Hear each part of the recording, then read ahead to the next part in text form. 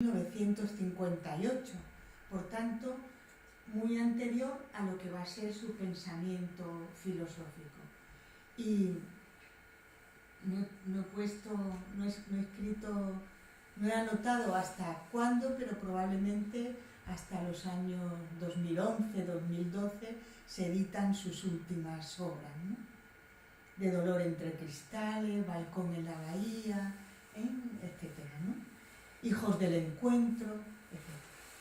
Pero haciendo muy breves anotaciones también, tendríamos que decir como he comenzado a hablar de Fernando Rielo. La mística es la clave de su pensamiento, porque toda su poesía es mística y lo que narra es esta unión de su vida, de su vivir con Dios. No es meramente una poesía religiosa, si, como se ha dicho, la poesía religiosa habla a menudo de una búsqueda de Dios. Más bien se habla de los poetas místicos como aquellos que no hablan tanto de búsqueda, sino que narran ya esa unión con Dios, esa compenetración, ¿no? He querido ir subrayando desde la filosofía que somos seres unitivos, que vamos buscando la unidad, que es el espíritu el que clama la unidad, un espíritu que tiene la propia presencia del absoluto, ahí radica en el espíritu, para luego decir que esa poesía, en el caso de los místicos, más que buscar, están hablando ya del hallazgo, del encuentro, ¿no? En el caso de los poetas místicos, todos, por supuesto, San Juan de la Cruz, el propio Jules, en el famoso libro del amigo y del amado, está hablando de la participación de su vida en la vida de Dios. Por lo tanto, está hablando de intimidad con Dios, ¿no? Una unión que es una unión sagrada, ¿no? Es decir, que va... que se carga, diríamos, de intimidad, ¿no? Es mucho más que un concepto, es hablar de la singularidad del sujeto humano, pero que ya está participando de alguna manera, ¿no?, de esa presencia de lo divino.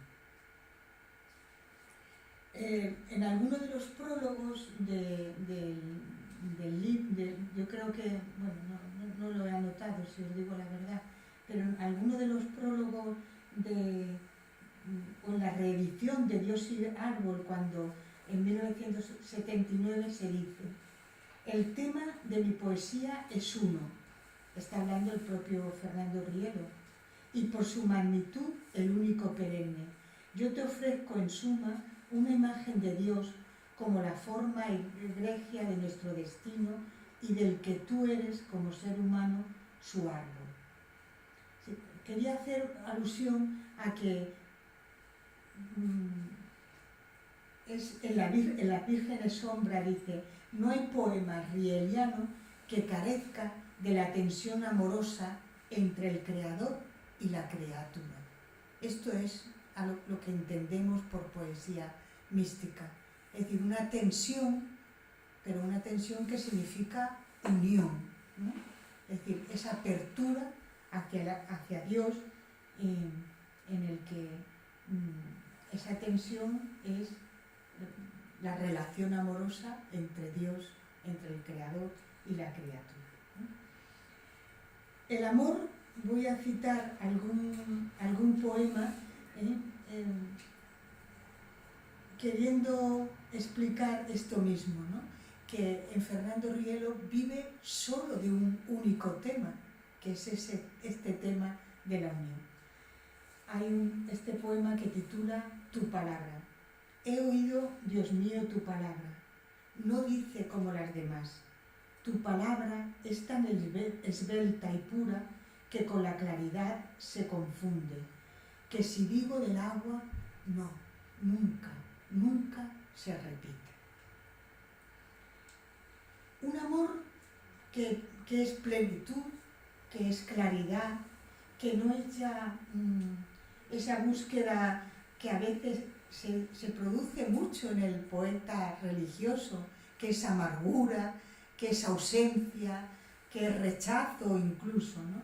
Sino que es un amor de plenitud, que satisface completamente y donde el sujeto humano, el poeta, se siente totalmente realizado, ¿no?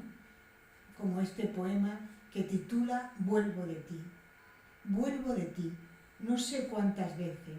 Si así no fuera, tampoco viviría. Haré lo que tú me digas. Soy libre para eso. Basta que tú pases y yo quien quede. Con lo cual, yo no he hecho un estudio tan profundo, pero efectivamente podríamos ver algo de lo que también ayer dijimos. El poeta, la mística requiere mucho de abandono, de desprendimiento de sí mismo, pero eso es siempre un ejercicio de libertad. Y si no hay libertad, tampoco puede vivir esta unión, ¿no? Un amor, además, que no ajusta nunca cuenta, ¿no? La mística es mucho más que esa razón mediadora en el sentido de reconciliada, ¿no? El amor es un amor que no domina, ¿no? Que no toma represalia, que abruma porque lo da todo y no tiene en cuenta nada, ¿no? Ese amor incondicional. Como este poema tan sencillo, por otra parte, que titula luego: mis primeros juegos contigo, qué bonitos eran. Tú movías mis soldaditos de plomo con tus manos en la mía. Y luego, ay, nunca hubo luego entre nosotros. Un amor pleno que explica desde el origen hasta el final, hasta su destino total, ¿no? Por eso Fernando Rielo habla de algo hubo, quedó prendado, ¿no? Prendido para siempre, y por eso habla muchas veces del toque, como un toque, como una presencia, como un acontecimiento, decíamos antes, que todo lo cambia, que transforma realmente la vida personal. Eso es la mística, ¿no? Ese es el poeta místico, y que además nos singulariza. Hay un sello especial por lo cual diríamos que el hijo se parece al padre, ¿no? Esa conciencia filial que tanto cantaba. Y con esto termino, ¿no? Hablando de ese toque que además es un lenguaje que podríamos llamar el lenguaje místico como un lenguaje unitivo, ¿no? Sella, une, deja una huella, diríamos, es totalmente relacional. Esa singularidad que indica nunca, por supuesto, individualismo, sino que es ese vínculo que hace que el hijo, como he dicho antes, no encuentro otra palabra, esté en el padre y el padre esté en el hijo, ¿no? ¿Cómo te conozco?, se titula. Si no vienes, lloro. Si lloro, vienes. Ay, cómo te conozco. Cuando me tocas, Dios mío, siempre lo haces con guante, y sin embargo yo me lamento. Es que siento un dolor de antes que me acongoja y muero. Pues nada más, muchísimas gracias.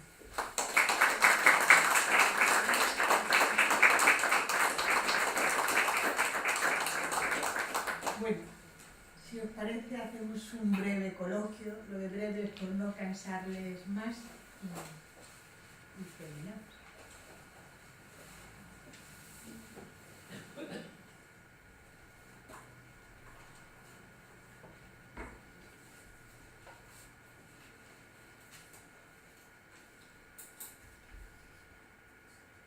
todo queda en silencio.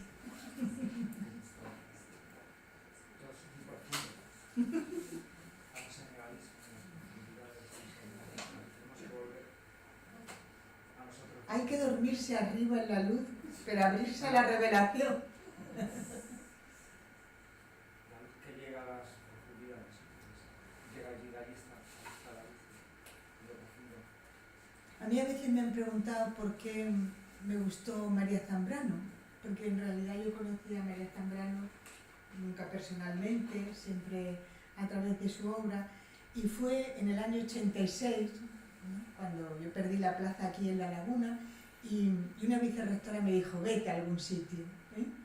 Y me fui a Toulouse con una beca al equipo de pensamiento español de la Universidad de Toulouse-Le-Mirail, y el primer día que llegué, bueno, el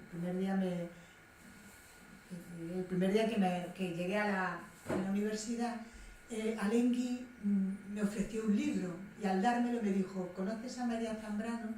Y yo le dije que no, ¿no? Era verdad. Bueno, yo sabía que era una mujer española, que había vuelto del exilio hacía poco, pero nunca la había leído, ¿no? El libro que me dejó fue El pensamiento vivo de Séneca. En aquellos días, año 86, Fernando Rielo, aquí en La Laguna, nos hablaba mucho de Séneca. Y yo dije, anda, qué casualidad, ¿no? Pero no fue Séneca, ¿no? El libro que escribe María Zambrano es una introducción, o sea, el pensamiento vivo de Séneca son las cartas a Lucilio fundamentalmente, no solo, ¿no?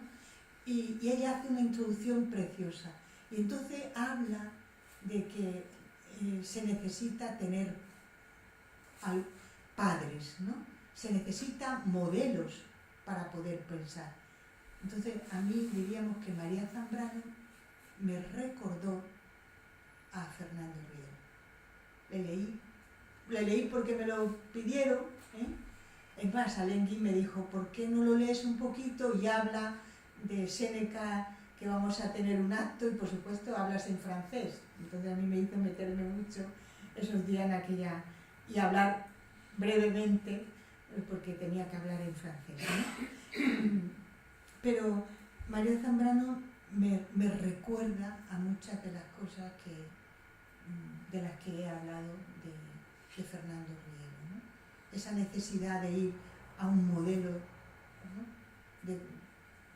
Hombre, en el caso de Fernando Rielo es que parte de ahí para explicar toda su metafísica, toda su ontología, etc. Y María Zambrano lo propone como un hecho cultural, ¿no? Pero bueno, todo un pensamiento trascendente, ¿no? Que es el propio de María Zambrano, ¿no? Que en eso pues también se une a Fernando Rielo, una apuesta por la mística, ¿no? Yo creo que en Fernando Rielo no es solo una apuesta, sino que es la clave de todo su pensamiento, ¿no?